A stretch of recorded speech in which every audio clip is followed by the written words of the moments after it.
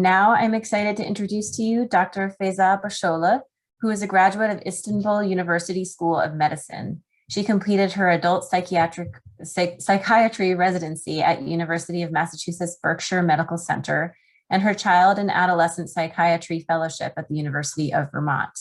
Over the past 7 years, she's been seeing her patients at the Howard Center and Counseling Service of Addison County and teaching as a clinical assistant professor at the UVM Larner College of Medicine. Dr. Basoglu has a passion for children and enjoys working with them while learning from them and growing with them. She's very interested in breaking the stigma for mental health problems within communities and understanding and promoting mental wellness.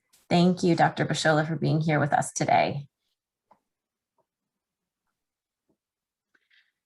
Hello, everyone, and welcome. It's an honor and privilege to be here. I want to thank Vermont Family Network for inviting me to this program. And it's humbling to be able to bring hopefully something new to all the audience. And I'm sure my colleagues that spoke prior to me already started that in an amazing way. So let me start sharing my screen. So my own stress about this talk was that let me hold on. You can see that I'm not as techno savvy. Slideshow, there you go. My stress about this show was really about, we've been in a kind of a trauma of a pandemic for over a year now. And these kinds of conversations about self-care and resilience have been on social media, multiple conversations within our small communities, larger communities, on the news, on local newspapers. So my thinking was, what do I have to offer new? And probably most of the conversations we'll have today will not necessarily be new. Therefore, I'm inviting the audience to hopefully be interactive when they can, jump into, type your questions in the chat room. And maybe even if you're listening to a familiar conversation or a piece of information, maybe taking that more authentically and wholeheartedly to apply to yourself or to a loved one more directly to see what you can do with that information differently, even if you have been hearing about that for a long time. So some of my slides will be just introducing general concepts to maybe redefine them with more detail. So because that little nuances in defining something can make something click and say, I never thought of it that way. Oh, that's how it applies to me. Or maybe I am stressed for the purposes of this slide. So what is the definition of stress? So if we were in the good old days, I would have literally picked on a few people who were avoiding eye contact with me right now to say, can you tell me what you feel like the definition of stress is? And not necessarily by the Thesaurus dictionary, but what is stress? So, but I can't do that on Zoom. So the definition of stress as it applies to today's conversation is obviously psychological stress.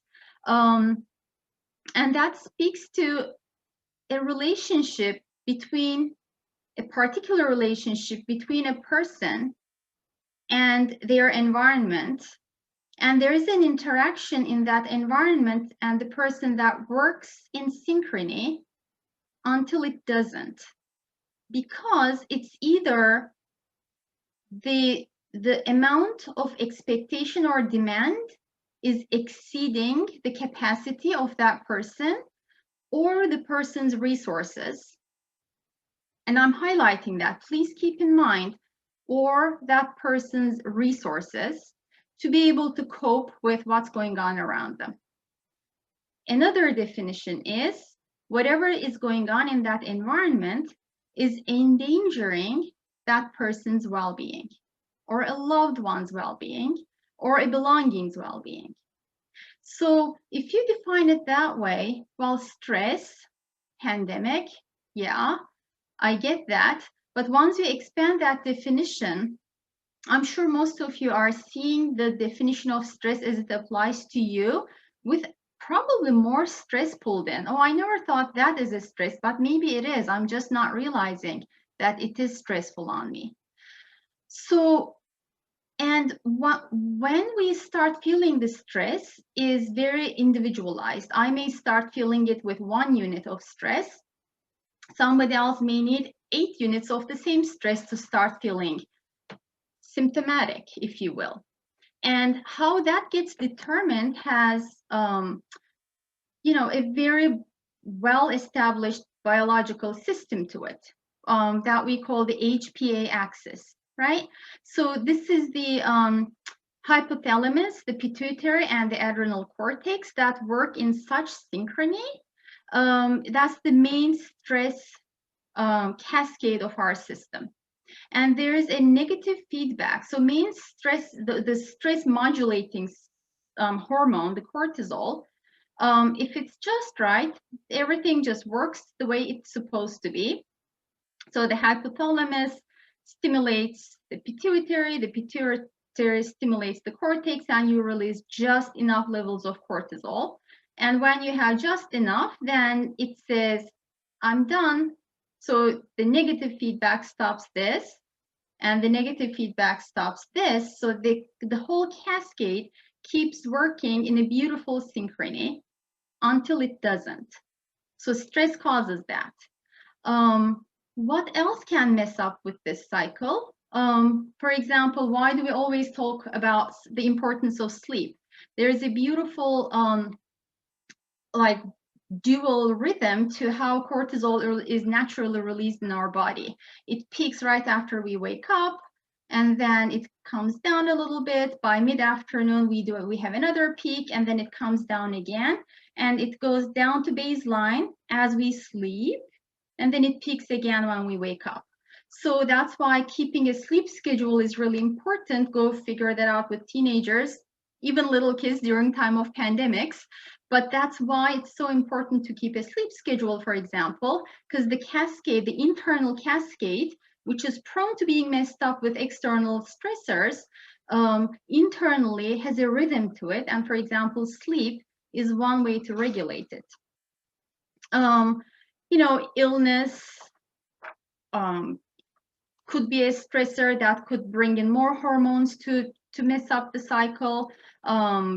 Physical activity.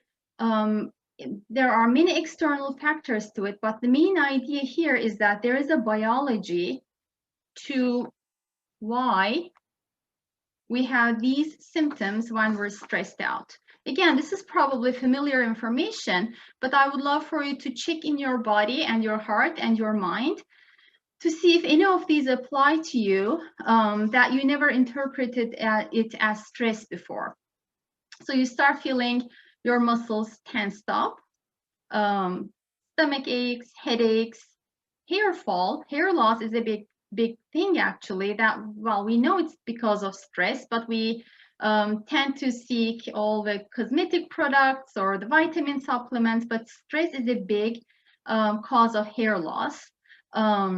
Weight gain or weight fluctuations without understanding, because my HPA axis is all messed up, right?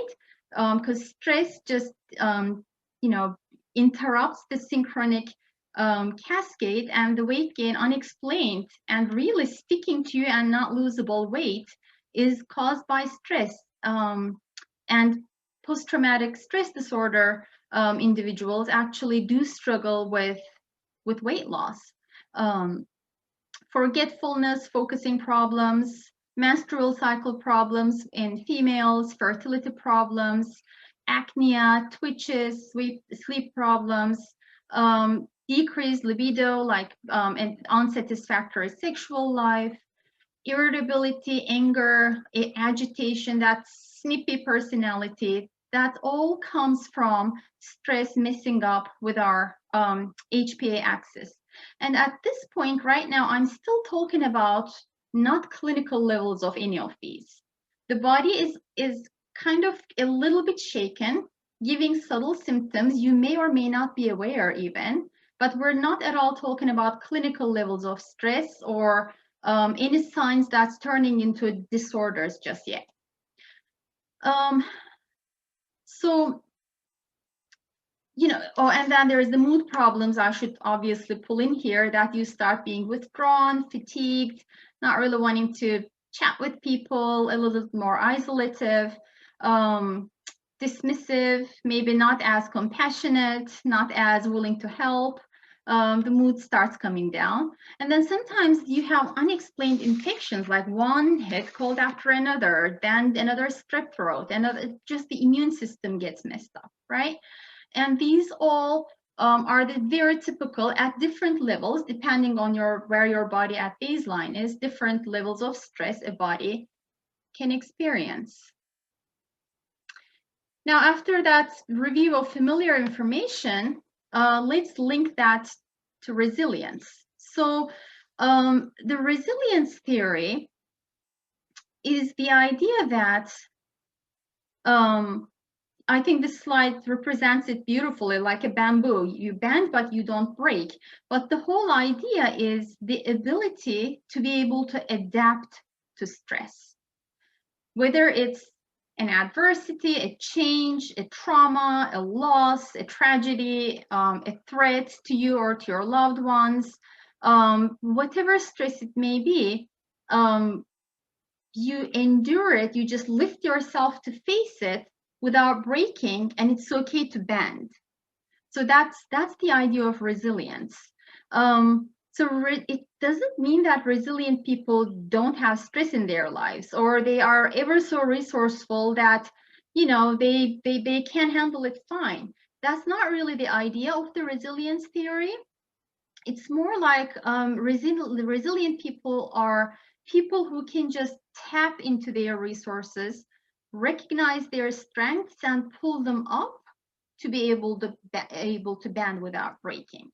And that resilience almost empowers them to accept and adapt to the situation better, when individuals with lower resilience may just break quicker. And we'll talk about what makes a person more resilient versus not.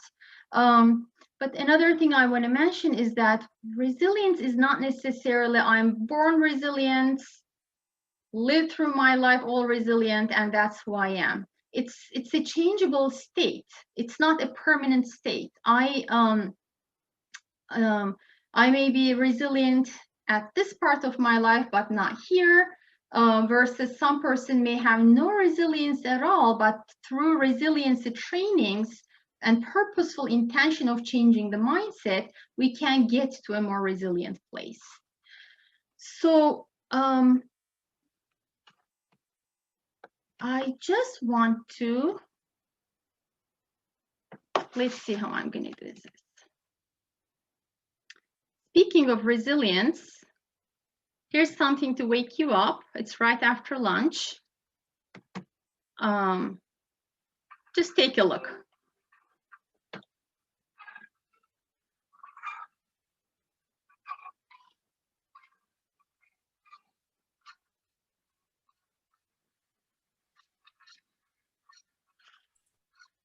Feyza, we're not getting the sound for the video. Oh, you're not? I think when you share your screen, there's a little check mark you can mark to share the sound from your screen, if that makes sense. I don't know if you want to try again. Oh, so if you stop sharing and then you reshare, there should be a little check mark to click for sharing your sound. Yep. And then so then when you have the window open for sharing, yep, I got it. I got it. Perfect. All right, let's try again.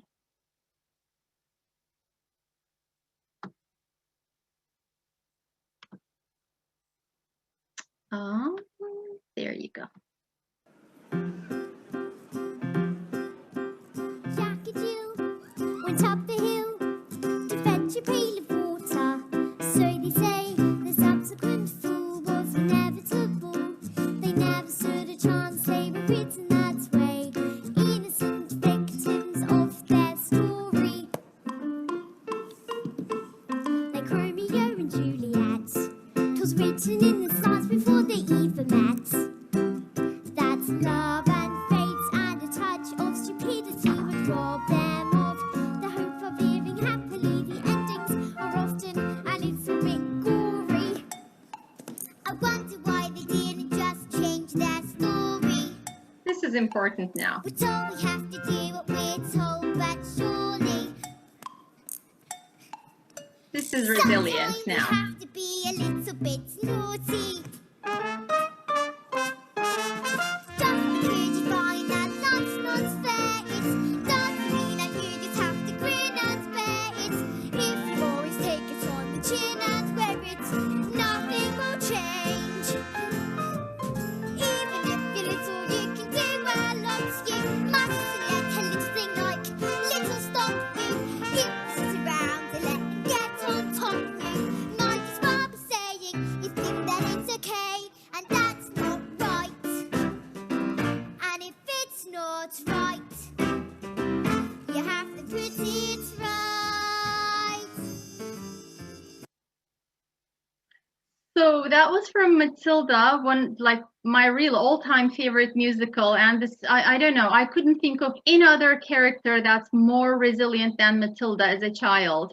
And I think the what I wanted to highlight in that song is the doesn't mean that you have to grin and bear it. That is not the idea of resilience. Actually, you shouldn't. You have to put it right.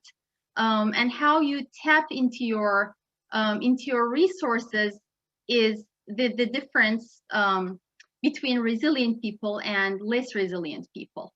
So let's see what resilience takes. So it really starts with, as many things, it starts with self-awareness. It just starts with something is going on, and this is exactly how I respond to stress, and it's happening. I recognize it in my body. This is a well trigger for me, and I see all those symptoms that I just gave you a minute ago, and this is happening. So self-recognition of something going on in your mind or in your body, that self-awareness piece is really where it starts. And then knowing your strengths so you can tap into them, it would be the next step. At this point, I want to introduce another concept of what we call locus of control. Again, it may be a familiar term.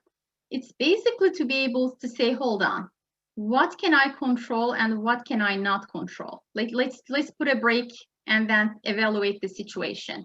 It's a concept that was introduced by Julian Rutter years ago, and I think it's still very actively helpful. The idea is the locus of control is a person's belief system around what made them fail or what made them success.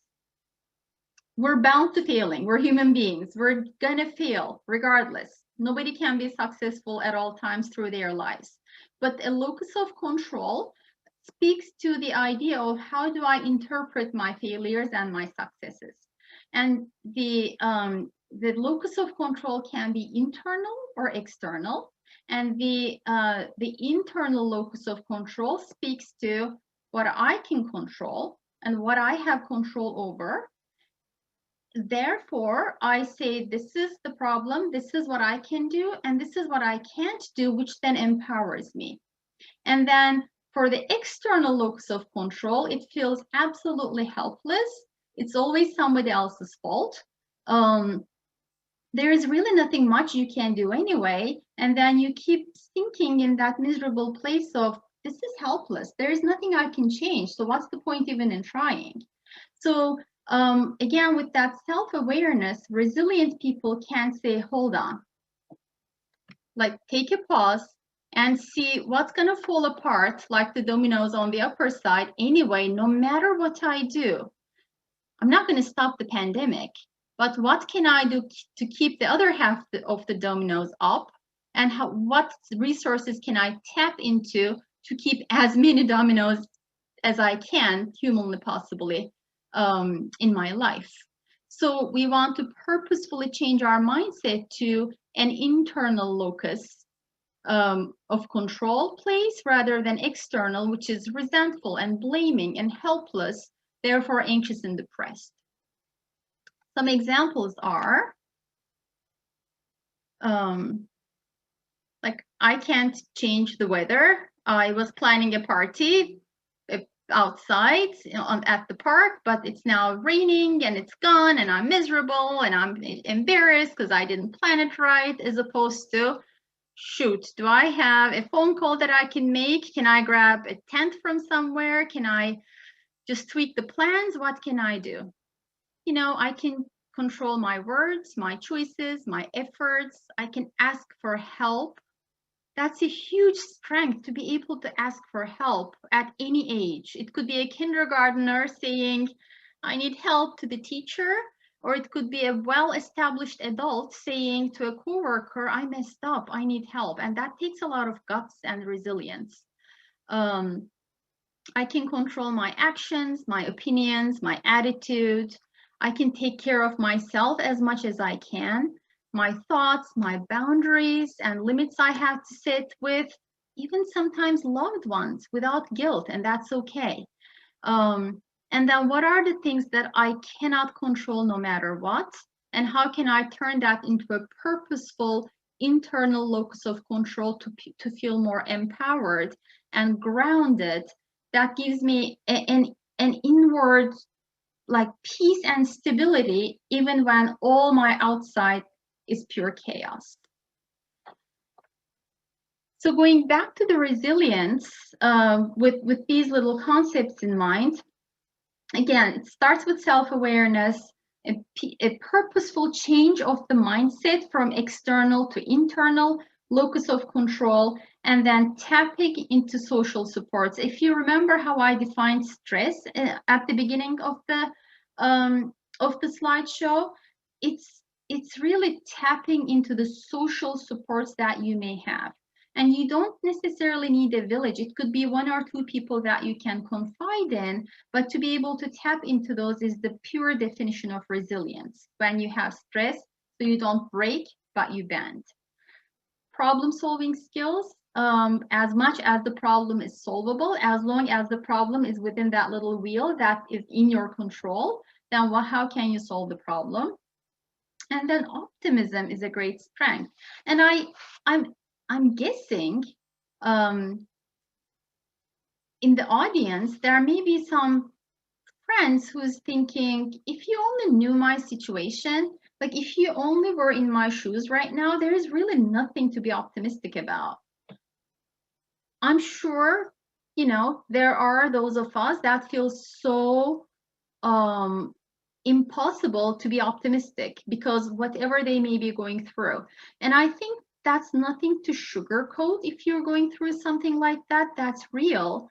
And it takes a lot of effort to purposefully start with almost pretending to be optimist until at a molecular level, actually, the research shows that you finally get there and that serotonin starts to get increased in the brain, and then you start taking the challenge in a more grounded way. The challenge doesn't go away by being optimistic. There is no help imminently in being a Pollyanna, but it really on a molecular level changes something in your brain that helps you to become more resilient, again, to bend without breaking at time of an awful tragedy or trauma.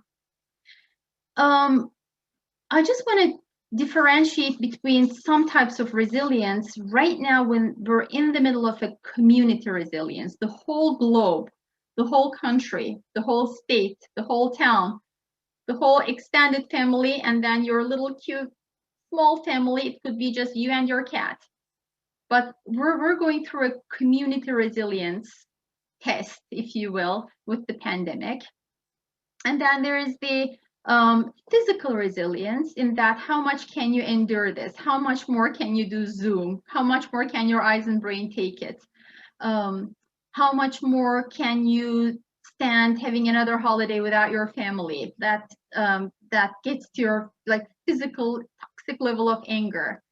And then there is the psychological and emotional resilience. Those are the two that gets mixed up. The psychological resilience refers to the ability that, again, you can adapt to the stress.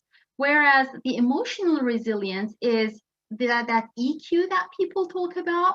It's understanding, being able to self-reflect, being able to say, this is what's going on for me right now. This is the feeling I'm having, and that's exactly where it's coming from. So that difference of being able to be present and identify the emotion, that's the emotional resilience. And the psychological resilience is, I can bend without breaking. That's that slide that's talking about is the psychological resilience. I think that's good enough to talk about resilience. It's so strange, again, to talk to my own slide. If there is any questions, please jump in. Any comments, any questions, feel free to interrupt. Don't wait until the end, please. Somebody is monitoring the chat room. Because now we're moving on to this curve that we will spend a few minutes on. Let's see, I just need to, hold on. There you go. Okay. So if you just look at this with me for a few seconds, this starts here at the 0 corner, but actually this is when you're literally sleeping. When you're awake and in a resting state, so this is our performance, ability to perform, and this is stress. And at baseline, when there is nothing going on the weekend, you're here, you're somewhere here. This is like really when you're sleeping. So we start somewhere here. And let's say the no stress, you're not sleeping, but it's not, you're not doing anything weekend either. It's just the low stress, regular, everybody's minding their own business. Whatever is going on in your life is going fine. And that's here. In here, you just function fine. You do your play, you do your work, you do your thing, and you sleep. And that's just enough to restore, recharge, and move on. Nothing is going on. Now, here, if we draw a line, let's say here, and my line can be here, your line can be here. You may be more resilient than me. So these are all dynamic concepts, right? So once we come here, let's say this is more like the mild to moderate stress. Think about that college student right a week before the finals, or think about me last night preparing these slides. There is something coming up, but it's still not, I'm not endangered, or go back to that definition of stress. I'm not at risk of losing something, but I'm stressed. Something is coming up and I'm stressed. And here, actually, we're at the peak of our performance. If you look at the curve, this is just the peak of our performance. Many people tap in a good 70% of their productivity when there is a right dose of stress. Then we hit the road running and we become more altruistic, more productive, more energetic, more ready to go. And that's a good place to be. We will have to come back here. Whatever is waiting for us or challenging us is over. We will have to come back here to baseline to restore and keep going again. But it's okay. Actually, it's helpful to be here, you know, working with some stress, which actually makes us more resilient. Now, it's not fun anymore once we hit that, what I'll call the tipping point. And again, whatever circumstances you are in, your tipping point right today in the moment could be here. Somebody else's tipping point can be here on the stress axis, right? But let's call this is an average person. And the tipping point means we're not talking about good stress anymore. We're talking about distress. We're talking about something is not fun. I'm endangered. I'm having those symptoms and those are not subtle anymore. This is not fun. This is trauma at the door. At that point, our performance starts coming down. And up until here, maybe, there's still a chance, although we're not acting quite like ourselves anymore. There's the compassion fatigue, there's the that inflexible thinking, the snippy behaviors that I'm talking about. You're just really, you're displaying some stress behavior. You're complaining, you're judgmental, you're whiny, you're done. But this is not fun. You are not fun for people around you. Life is not fun for you, and you're kind of losing it. And that's, if you're in that after the tipping point area for a long time, then you're slowly but surely moving towards your physical health is in danger and you're about to break down. And you know, it's a pretty generous axis. It gave you the toxic level of stress almost, I mean, to the last 5% of the axis. For most of us, maybe, especially since COVID times, it's maybe even here. But the point is, for everyone, in a dynamic way, there's a tipping point, and then there's a breakdown point. And part of resilience is to be able to catch yourself before you get out of this tipping point place. Because going here this way can be pretty fast if you lose control. And, you know, going back on the axis to your baseline cannot be exactly the same amount of time as how fast you went this way. So it's important to be able to recognize the stress behavior, you know, and what's happening in your mind and environment, in your body, to be able to catch yourself before, ideally, the tipping point, and use this zone for actually building resilience rather than coming here, here, or here and falling apart. And if you did, that's okay. If you are, that's okay. But I think that's the sign now to say this presentation may not be just enough to give you the pep talk to keep yourself going again. That may be the time to say, let me get help. Let me get professional help. What can I do? Your regular resilience factors, positivity, optimism, keep doing all those, please. But this may be the time to very carefully recognize and ask for professional help. All right, so moving on to the self-care piece. Obviously, again, very generic, but doesn't harm to repeat. You can't pour from an empty cup. You have to fill your cup first. Just striking statistics is that last June, June of 2020, which was what, 3 months after the whole world shut down, 40%, that's quite a number. 40% almost of the United States adults reported struggling with some type of mental health or substance abuse issue. It's you know, sorted out here. And these are individuals older than 18. And that was the month of June, those 30 days precisely, in 2020 by CDC. So what happened? I want us to all understand the concept of wellness before moving on to illness. And then I'll segue this into self-care. So for somebody to be able to define what mental wellness is, the mental wellness wheel consists of 8 components. These 8 parts of your life should be in some type of balance. And again, just like that curve or the resilience, the bamboo, how much it can bend, these are all dynamic and individualized. But the point is, and even for a person themselves, it may be dynamic at a certain part of their lives. From this part to that part of their lives, it can change. At some part of my life, I may lose the balance in my environment, but my social system could be good to go to support me. I may fall sick and my physical balance may be off, but then maybe I can pull myself together emotionally, or this falls apart, but I can bring in some spirituality. Regardless, these 8 components aren't like cut into 8 equal parts and written in stone.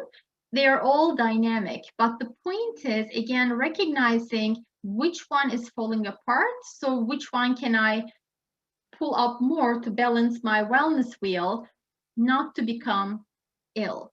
So what do we do? How do we, support, let's start with the environmental part of the wheel. So how do I support my environment?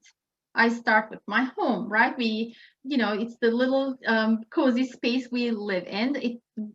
However you define home, that's your home. And then you can do organizing and cleaning and, family time, movies, or, hopping on the treadmill, jumping on the backyard trampoline, whatever your thing is in your little environment. And then not only taking care of yourself and taking for you, but also in a giving way. So once you walk into your neighborhood, you just see litter around, why don't you pick it up? Why don't you, get the mail from the mailbox of your elderly neighbor? Why don't you shovel your neighbor's driveway? It's Vermont, it gets old. So anything in your environment that you can take from and also give to, that giving is very healing and wellness promoting. Intellectually, how can you keep your mind alive and running? How can you get that curiosity going? Read, watch documentaries, do puzzles, become curious, find something new, find a country on the map and explore what they eat in that country and maybe try that recipe. Any intellectual stimulus will make you feel better and also distract you from maybe toxic levels of anxiety that's perpetuating in your mind. Social, that, little friendship group you may have, the book club you belong to, your neighborhood, your workplace friends, whatever you can do socially. Not necessarily social media in an overly done way, but if that's what helps you to connect with people, fine, in a limited way.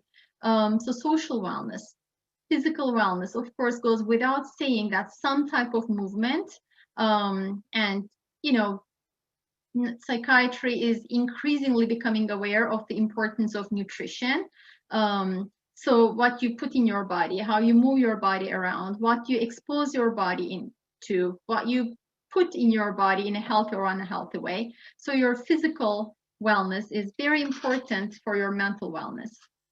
Spirituality, it could be really anything that feeds that heart. It could be, meditation. It could be praying. It could be just sitting with yourself and reflecting in your favorite yoga position. It could be just doing something mindful and meaningful for somebody else. It could be cleaning the weeds in the jungle or in the woods that's behind your house that will give, I don't know, the squirrels around you a better space for the spring coming up. Anything that leaves you in a mindful place with yourself to connect with something that you find spiritual, whatever that may be for you, is going to just increase your positivity and optimism in your wellness wheel. Occupational wellness, whatever your career is, you can always take anything to one level higher and feel good about yourself. There is no definition to this. You can be good at a tiny job you have, or you can be really bad at an awesome job you have. So the idea is not about what you're doing or what your title or what your degree is, but whatever your job is, just putting your heart in it and trying to be the best in it, and just feeling good about yourself and about your contributions to your community. So those are the wellness pieces of a mentally well person. And then if we kind of lose the balance, again, these are dynamic. They're not going to be perfectly fine all the time, even in a mentally healthy person, but to be able to balance them. And then again, for a third time, recognizing that too many of these 8 pieces are falling apart, and I'm kind of moving towards here, is important to recognize so you can take action to prevent it from getting worse. And how you recognize, I mean, if you don't have any history with mental illness, or you're not quite aware of what that is even, then how you self-check is the way you think, the way you feel, and the way you behave is different than your normal baseline. And it's important to let your people know that this is what I do when I'm stressed out. So if you notice that, just let me know. Or if they give you feedback, just hear them out and say, something is off. What part of my wheel is kind of not working well? What can I balance it with by boosting which other 7 or 5 or 6? And then how am I going to prevent? And again, if I'm here already, I am experiencing some clinical level of stress that qualifies as a mental illness, then how do I reach out for help? At this point, I couldn't help myself, although it's not super relevant. I just couldn't help myself but mention, because once we get here, so many individuals are just living with it because of the stigma. Again, if we were in person, I would have said, here are some of the most common words that are associated with stigma in mental health, and I would give you little pieces of paper and ask you to write what you think stigma is all about, why you would be reluctant, embarrassed, feeling like I need to tough this out, whatever is your understanding of stigma around mental health, to prevent you from getting help if this is suffering. And if you're now here, it's important that we break that stigma to be able to say, this is a normal human condition. There is a biology and science behind this.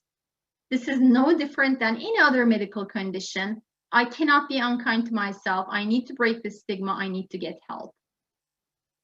Just to give a sense of what stigma looks like, they asked individuals if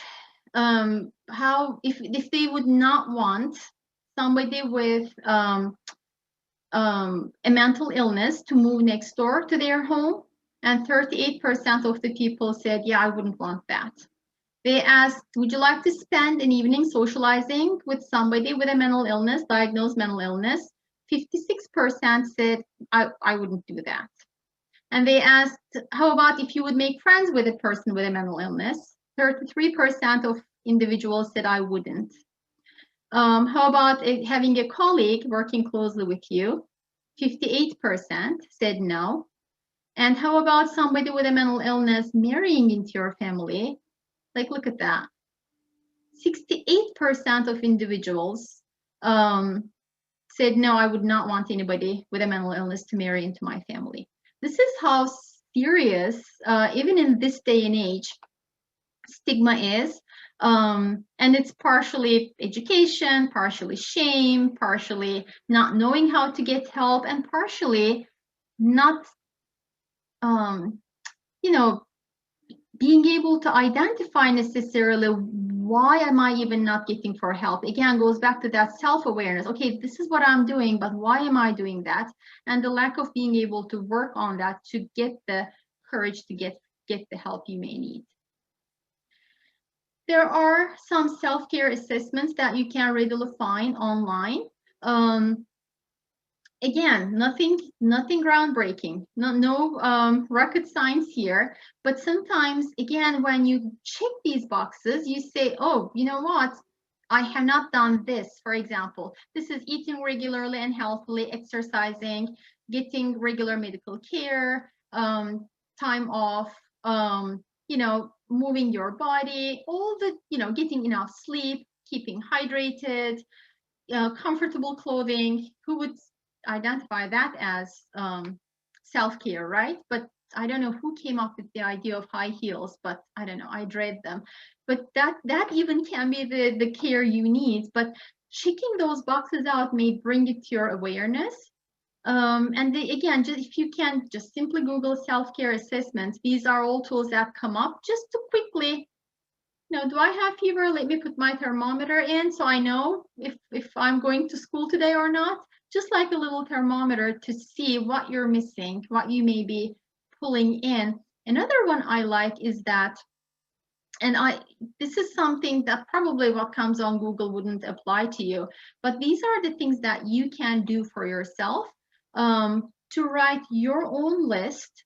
Like when you're under stress, you do these that are good, and you do these that are not all that great choices. So the commitment may be, again, we have to be kind to ourselves. We have to recognize that we do make bad choices sometimes. Yes, you didn't need to eat half a bag of chips, but darn it, you ate it, fine.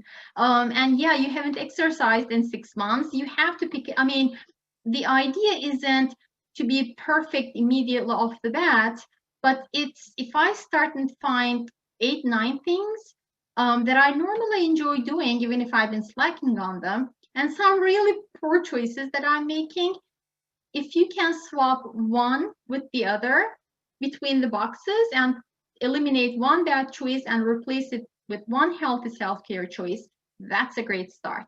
That's a win. And how this is not helpful to you right now is that everybody's boxes are different. You have to sit with yourself for 10 minutes and write your good boxes and bad boxes, for lack of a better word, and then make a conscious and doable choice of which ones are you going to swap. That's a great start for self-care. And it's going to be a roller coaster effect. Maybe you'll find the courage to do another swapping just next week, as opposed to stagnancy, and doing nothing just makes you sink without you even realize. Now, this is my effort to bring a few non-generic self-care methods, because we all know that, again, we have to eat well and exercise and sleep well, and the axis and the cortisol, the stress, this and that. But there are some concepts that are all well studied in research of psychology, actually, and there's good replicated good evidence that these are things that we have to purposefully do, and we really don't pay too much attention to, but when we purposefully make time to do them and bring our mindset to that way of thinking, that's actually, you can do that kind of self-care just sitting and being. Even before bedtime, under your comforter for 5 minutes, you can do these things. Not much effort needed, but at the same time, they take a lot of strength and guts. It's great self-care, and it increases your resilience, and research repeatedly shows that. So I want to talk a few minutes on each of these concepts that are, again, research proven. And I won't go into what university did that and what PhD person has stellar books and paramount levels of research on each concept, but these people exist. There's somebody, for example, in University of California that's been working on gratitude and how it changes, again, your brain in a molecular level for 30 years. So these are all coming out of research, not like common sense. It's common sense, but it's also research proven. So let's start with gratitude. So, again, the definition is so simple, right? You just thankfully appreciate something, whether it's tangible or not. You just purposefully take time to appreciate it. But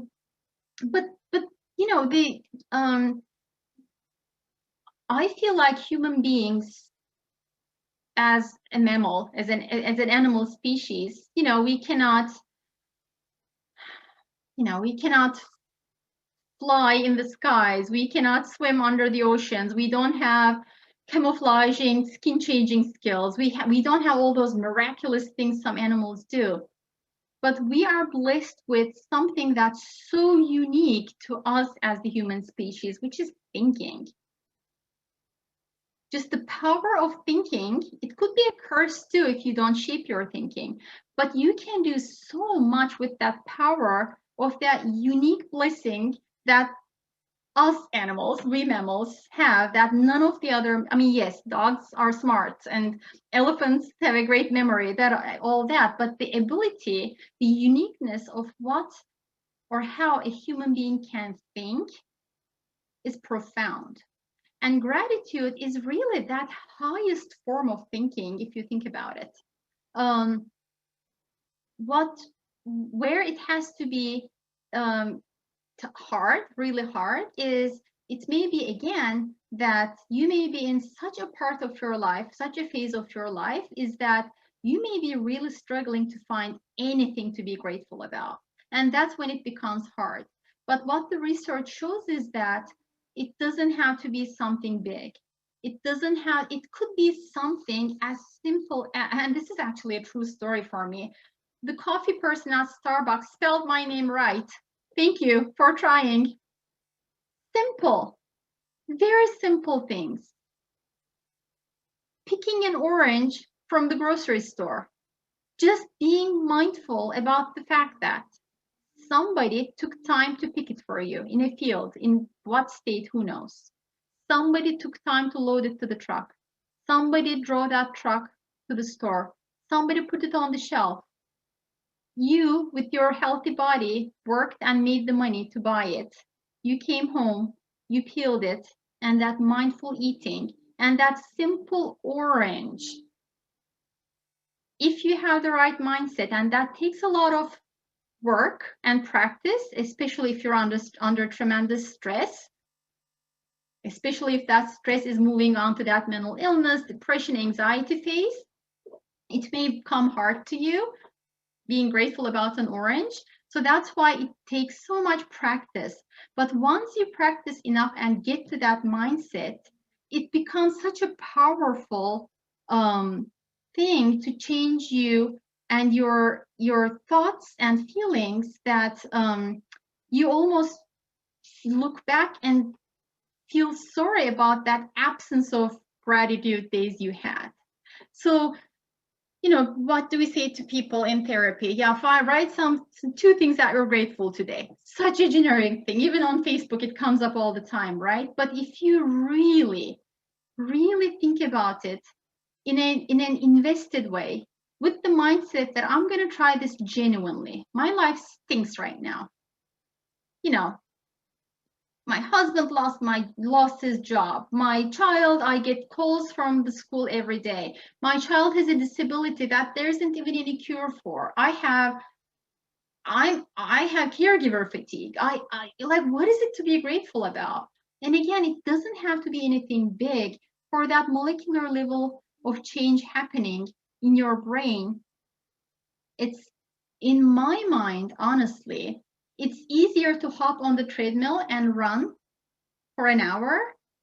Especially if your life is really stinking at this point, it's easier to run for an hour than finding something to genuinely be grateful about. And it's so powerful that I cannot, emphasize enough. But I can only invite you, even if you're going through a really hard time in your life, I can only invite you to practice it without giving up and see if that's going to bring any change for you. Feyza, I just wanted to, sorry, I don't mean to interrupt. We've got about 5 minutes left, and I just, there's one question. Someone's wondering if we'll be able to see these slides afterwards, and she's especially interested in the wellness assessments. Absolutely. Yes. My Molly, if there's any way to share them with the audience, I think we have them. I think Rachel has them, and she'll be able to probably do that. Yeah. Absolutely. Does that answer the question? I think so. Okay. We have your permission. That's, I think, a good start. Thank you. Absolutely. These are none of them are created by myself, really. Okay. So you've got about 5 more minutes, so I'll let you go ahead. Yeah, and we're almost done.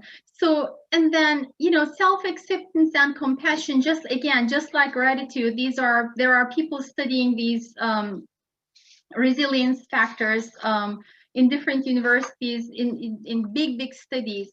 And self-acceptance, I mean, they're, again, very self-explanatory. It's just remembering to do them, that you have to accept yourself with your successes, with your failures, with your flaws, with your beauties, with your vulnerabilities, but just being able to love yourself. And that pep talk, that cognitive behavioral therapy, meaning, am I making sense now? Come on. But that's learnable, but sometimes it's that lack of that is so subconscious, that self-hatred and being unkind to yourself, you can have compassion about a homeless person that you see and you want to pour all your purse to that person and get food for that person, but then you turn around and say something awfully unkind to yourself. And it can be so subconscious, embedded from childhood. There are researches that show if you had narcissistic parents that didn't show you empathy, you don't know how to like yourself. If you were helped so much and everything was done for you, you were never able to build that self-confidence to accept yourself, even if you have flaws. Many ideas about why that's the case. But sometimes it's so subconscious, that self-hatred is so subconscious that doing that pep talk takes a lot of work. And until you get there, then you can work on finding a meaning. And I don't like myself, my authentic self and my mind is so split, but can I bring them together by finding some meaning and purpose in life? And can I contribute to a bigger purpose to close that split? Because I have some work to do. My self-hatred, my acceptance, lack of self-acceptance and passion is so low. There's such a big split that I can't do this right now, but then can I find a meaning and purpose to contribute to close that split and still feel good about myself and build resilience? And the final piece is forgiveness. I will thank you. Sorry, backwards. Forgiveness. That's tricky in that, I was almost hesitant to put it there because, again, there may be somebody sitting here in the audience with such an awful trauma that me even mentioning forgiveness may cause a reaction viscerally to say, where's justice? I didn't deserve that. That person deserves nothing. He or she did that to me. Like, what forgiveness are you talking about? Because the common idea is that forgiveness is let go and move on, or don't hold that person accountable. It's okay. It's not that. The person will still have to be, even if it's legally, have to be held accountable. Justice needs to come. Forgiveness isn't about that. Forgiveness is about that burning core in you coming to an empathic place to say, I'm sad for you and I forgive you, whether you're in jail or not, whether I'm divorcing you or not, whether we may not be best friends anymore or not. I am not burning in my core anymore, but you're still accountable. You did this, but I'm going to stop burning. And that forgiveness is very healing and resilient, promoting. And again, in my mind, especially in Vermont, it's harder. I mean, it's easier to eat healthy and exercise and this and that. And these are the pieces of self-care and resilience building that is way harder. And we need to make intentional efforts to build those pieces in our lives. Thank you for listening.